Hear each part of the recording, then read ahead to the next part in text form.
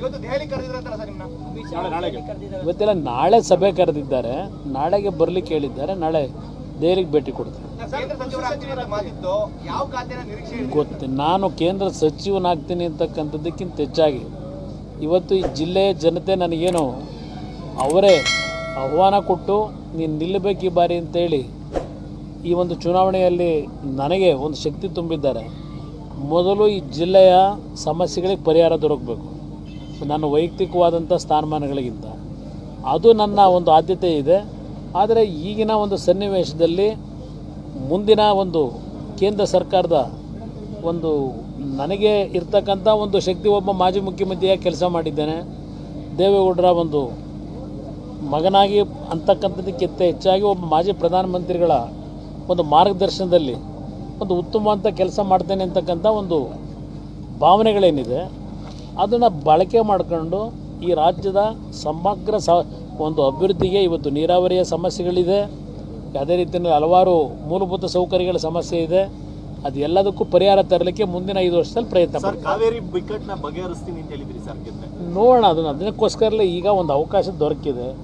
ಇದು ನೂರಾರು ವರ್ಷಗಳ ಸಮಸ್ಯೆ ಏನಿದೆ, ಬ್ರಿಟಿಷ್ನವ್ರ ಕಾಲದಿಂದಲೂ ಈ ಒಂದು ಸಮಸ್ಯೆ ಹಾಗೇ ಇದೆ, ಮಹಾರಾಜರ ಕಾಲದಿಂದ. ಇದಕ್ಕೆ ಯಾವ ರೀತಿ ಪರಿಹಾರ ತರಬೇಕು ಅಂತಕ್ಕಂಥದ್ದಕ್ಕೂ ಕೆಲವು ದೇವೇಗೌಡರು ನನಗೂ ಸಲಹೆ ಕೊಟ್ಟಿದ್ದಾರೆ. ಇದನ್ನು ಯಾವ ರೀತಿ ಶಾಶ್ವತವಾದಂಥ ರೀತಿಯಲ್ಲಿ ಪರಿಹಾರ ತರಬೇಕು ಅನ್ನೋದಕ್ಕೆ ಪ್ರಯತ್ನ ಪಡ್ತಾರೆ. ಸರ್, ಈಗ ಕಾಂಗ್ರೆಸ್ ನಾಯಕರುಗಳು ಕೂಡ ಈಗ ದೆಹಲಿಯಲ್ಲಿ ಸಭೆಯನ್ನು ಮಾಡ್ತಾ ಇದ್ದಾರೆ ಸರ್. ಅವರು ಸಹ ಇವತ್ತು ಸರ್ಕಾರ ರಚನೆ ಮಾಡ್ತಕ್ಕಂಥ ಪಾಸಿಬಿಲಿಟೀಸ್ ಬಗ್ಗೆ ಇವತ್ತು ಅವರು ಏನು ಈಗಾಗಲೇ ಹಲವಾರು ಚರ್ಚೆಗಳು ನಡೀತಾ ಇದೆ. ಬಟ್ ಈಗಿರ್ತಕ್ಕಂಥ ಬಹುಮತ ಇವತ್ತು NDA ಪಕ್ಷದ ಒಂದು ಸರ್ಕಾರವನ್ನು ನರೇಂದ್ರ ಮೋದಿಯವರ ನಾಯಕತ್ವದಲ್ಲಿ ರಚನೆ ಆಗ್ತಕ್ಕಂಥದ್ದು ಏನು ಸಮಸ್ಯೆ ಇಲ್ಲ. ಈಗಾಗಲೇ ಜನತೆಯ ತೀರ್ಮಾನವೂ ನರೇಂದ್ರ ಮೋದಿಯವರ ಒಂದು ನಾಯಕತ್ವದಲ್ಲಿ ಸರ್ಕಾರ ಆಗಬೇಕು ಅಂತಕ್ಕಂಥ ಭಾವನೆಯೂ ಇದೆ. ಇವತ್ತು ಒಂದು ಸ್ಟೇಬಲ್ ಗೌರ್ಮೆಂಟ್ನ ಅವಶ್ಯಕತೆಯ ಹಿನ್ನೆಲೆಯಲ್ಲಿ ಇವತ್ತು ಯಾವುದೇ ರೀತಿ ಸಮಸ್ಯೆಗಳಿಲ್ಲದೆ ಸುಗಮವಾಗಿ ಕೇಂದ್ರ ಸರ್ಕಾರ ರಚನೆ ಆಗುತ್ತೆ.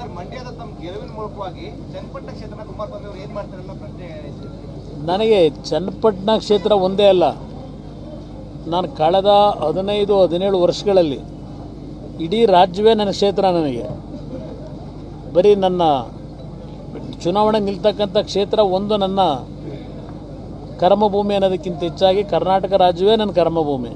ಕರ್ನಾಟಕ ರಾಜ್ಯದ ಯಾವುದೇ ಭಾಗದಲ್ಲಿ ಸಮಸ್ಯೆ ಇದ್ದರೂ ಅದಕ್ಕೆ ಧ್ವನಿ ಎತ್ತಕ್ಕಂಥ ಕೆಲಸ ಮಾಡ್ತೀನಿ.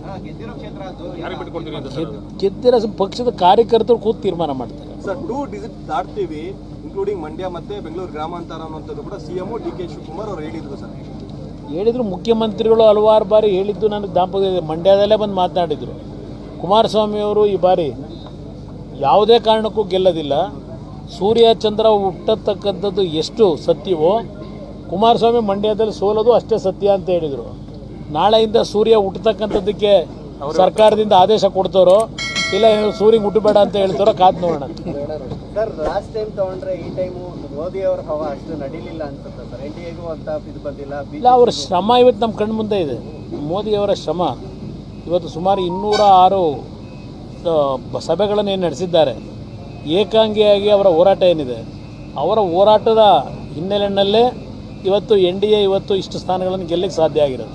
ಎಕ್ಸಿಟ್ ಪೋಲ್ ರಿಪೋರ್ಟ್ ಸರ್ ಇನ್ನೂ ಜಾಸ್ತಿ ಕೊಟ್ಟಿದ್ರು ಸರ್ NDAಗೆ. ಆದರೆ ಅದೆಲ್ಲ ಇತ್ತು 2 ದಿವಸಗಳ ಹಿಂದೆ ಎಕ್ಸಿಟ್ ಪೋಲ್ ರಿಸಲ್ಟು ನೀವೇ ಎಲ್ಲ ವಿಶ್ಲೇಷಣೆ ಮಾಡಿದ್ದೀರಿ. ಆದರೆ ಒಂದೊಂದು ಬಾರಿ ಎಕ್ಸಿಟ್ ಪೋಲ್ಗಳ ಒಂದು ಸಮೀಕ್ಷೆಗಳು ಸಹ ಕೆಲವು ಬಾರಿ ಸಣ್ಣ ಪುಟ್ಟ ಬದಲಾವಣೆಗಳೇ ಆಗ್ತಕ್ಕಂಥದ್ದು ಸಹಜ ಇದೆ.